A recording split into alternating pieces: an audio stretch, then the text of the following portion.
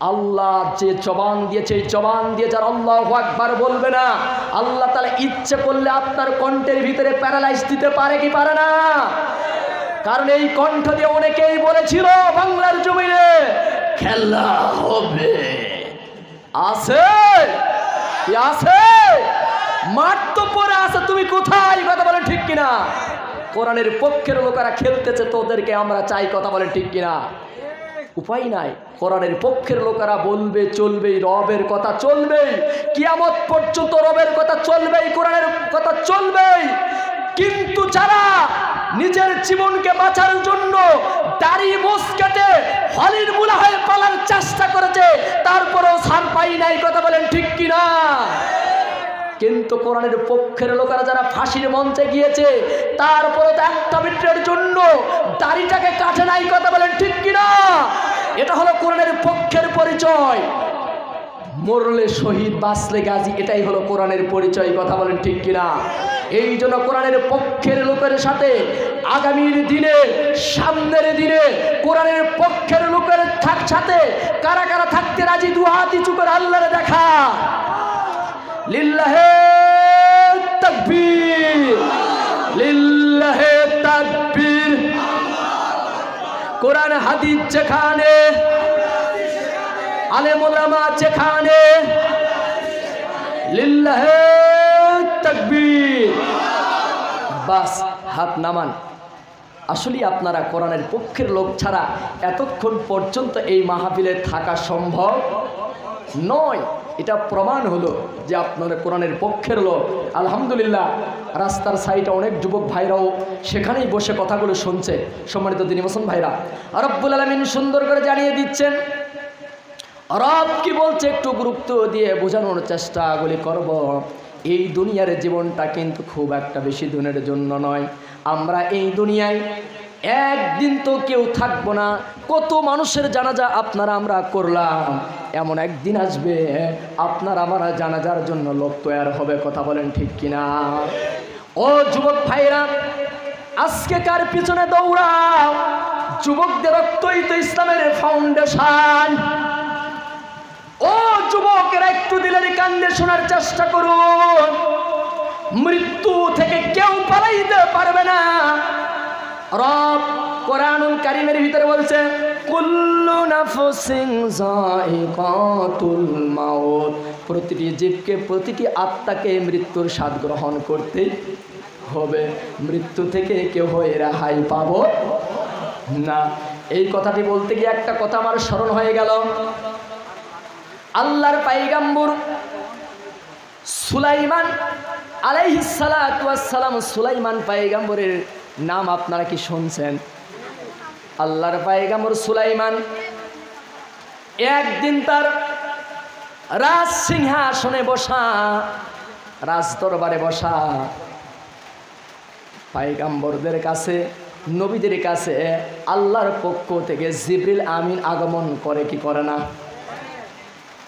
আল্লাহর পয়গম্বর সুলাইমান আলাইহিস সালাতু ওয়াস সালামের রাজ দরবারে মালাকুল মউত হাজির। আজরাইল আলাইহিস সালাতু ওয়াস সালাম একদিন হাজির। মালাকুল মউত মানুষের সুরত ধারণ করে মালাকুল মউত যেন হাজির হয়ে গেল।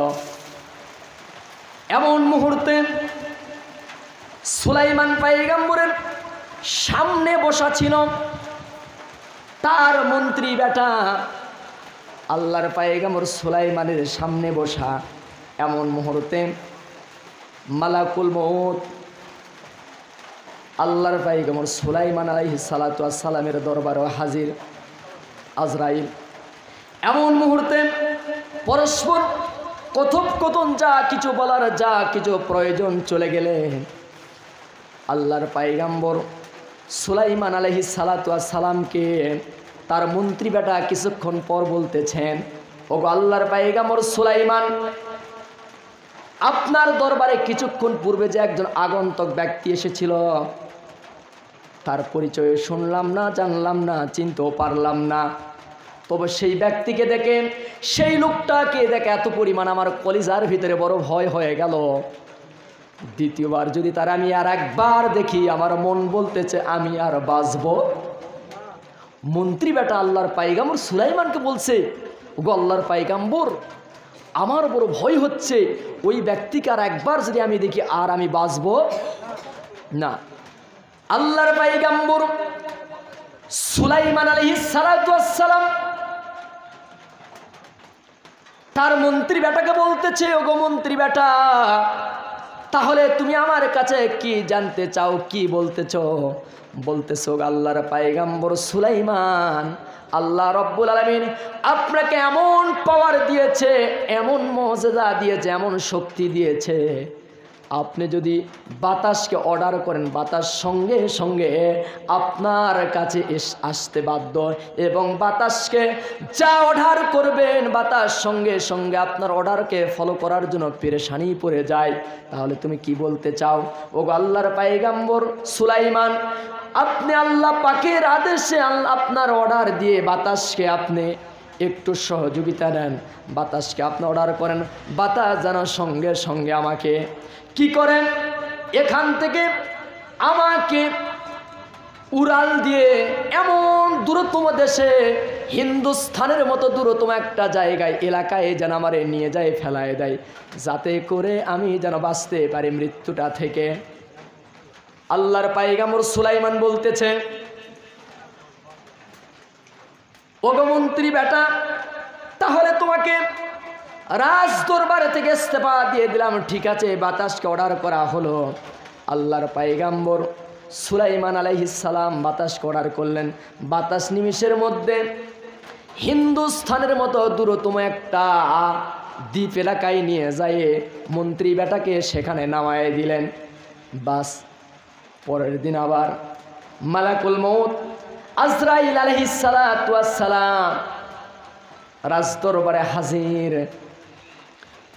আল্লাহর পায়গাম্বর সুলাইমান বলতেছে, ওগো মালাকুল মউত, গতকাল কিভাবে আমার দরবারে তুমি হাজির হয়েছ?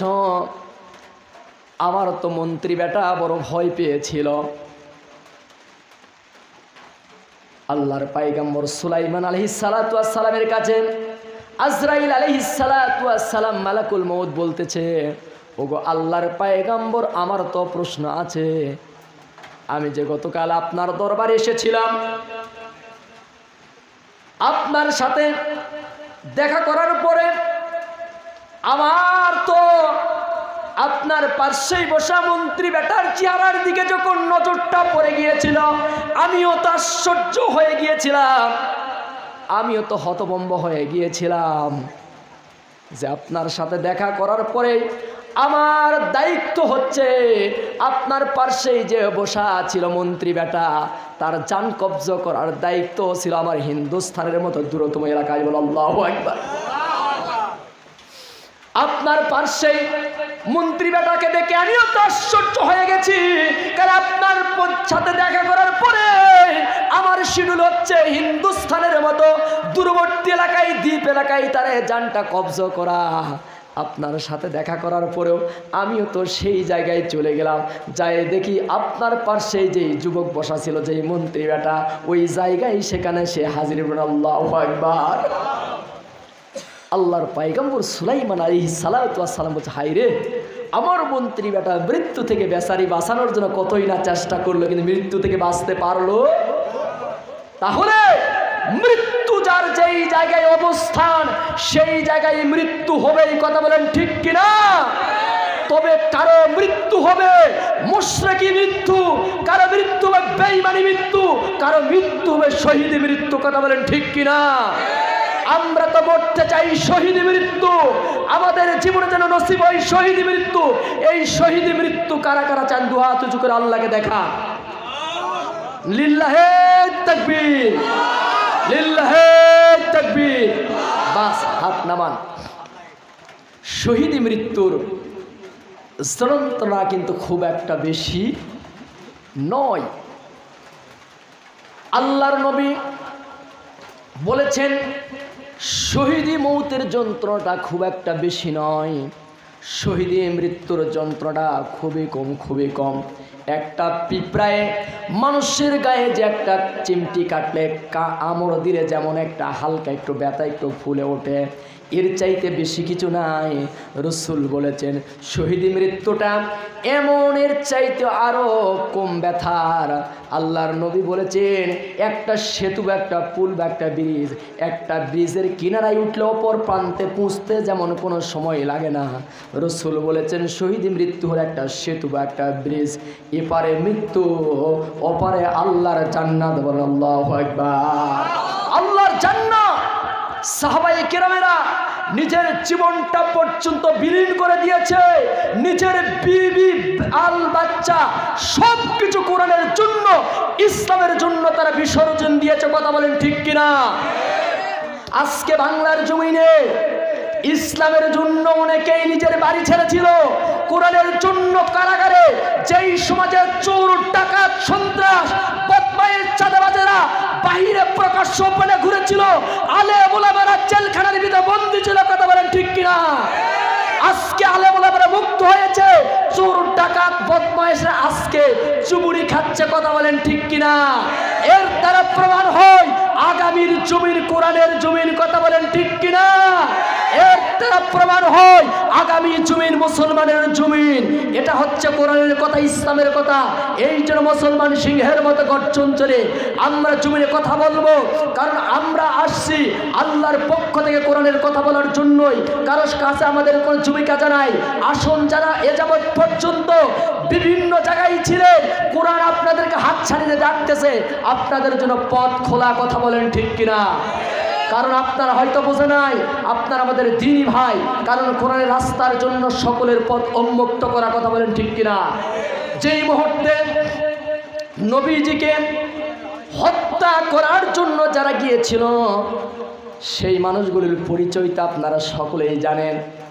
হযরতে ওমরের নাম আপনারা শুনছেন কি শোনেন নাই? ওমর খুব নরম মানুষ না গরম মানুষ? খুব নরম না গরম?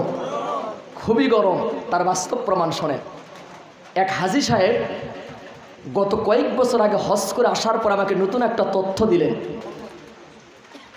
ওমরের যে কত, তিনি যে একটা গরম এবং কত নরম, সেটা বোঝাতে গিয়ে বলছিলাম। হাজী সাহেব আসে বলছে, হুজুর আমাদের দেশে তো ছোট্ট ছেলে মেয়েগুলি যদি ভাত না খায়, যদি না ঘুমায়, না লেখাপড়া করে, কান্নাকাটি করে, নিজের ছেলে মেয়েকে সান্ত্বনা দেওয়ার জন্য, কান্না থামানোর জন্য পিতামাতারা বাঘের ভয় দেখায়, শিয়ালের ভয় দেখায়, মোটু পাগলু বের করে দেয়, উমুক দেয়, তুমুক দেয়, মোবাইলে বের করে দেয় কি দেয় না? বলছে হুজুর আমি মক্কা মদিনায় দেখলাম এখনো ছোট্ট বাচ্চাগুলি যদি কান্নাকাটি করে, মা বলতেছে ওই যে ওমর আসতেছে, বলো আল্লাহু আকবার। ওমরের নামের তাজিম এখনো কত বড় দেখেন, ওমর আসতেছে, তার মানে ওমরের গর্জন, ওমরের গরম, ওমর কি পাওয়ারফুল মানুষ। দেখছেন ওমরের কথা এখনো বলতেছে ওখানে, ওমর আসতেছে, ছোট বাচ্চাগুলি থমকে দাঁড়িয়ে যেতেন। সেই ওমর ইসলাম কবুল করার আগে ওমর ছিলেন একদম জিরো মানুষ। জিরো মানুষ কি মানুষ ছিলেন? ওমর ছিলেন জিরো মানুষ। কিন্তু ইসলাম কবুল করার পরে ওমরকে হিরো বানায় দিলেন কে? যেই ওমর জিরো ছিল, ইসলাম কবুল করার পরে, যেই ওমর ইসলাম কবুল করার আগে নবীর কাল্লা কাটতে গিয়েছে, সেই ওমর বলছে যেই তরবারি দিয়ে নবীর কাল্লা কাটতে গিয়েছিলাম, আজকে তো নবীজির কাছে তো আমি কালেমা পড়ে মুসলমান হয়ে গেলাম, ওমর শপথ নিলাম এই তরবারি দিয়ে ইসলামের বিপক্ষের লোকের কল্লা এখন কাটবো। আল্লাহু আকবার।